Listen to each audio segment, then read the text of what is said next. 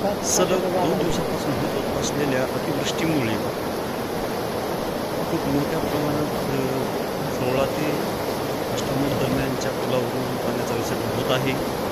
त्यामुळे सर्व प्रवाशांना देत आहे की त्यांनी नांदेड गिर जाणाऱ्या प्रवाशांनी पर्यायी रस्ता वापरावा आणि दक्षता घ्यावी. गेल्या 2 वर्षापूर्वी अतिवृष्टीमुळे पूल पाण्याने वाहून गेलेला आहे आणि त्या पुलाचे काम चालू असल्यामुळे त्या ठिकाणावर पाण्याचा विसर्ग होत आहे.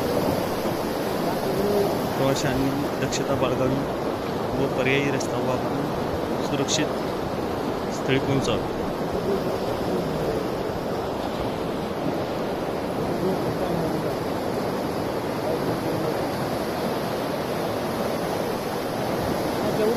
Thank you.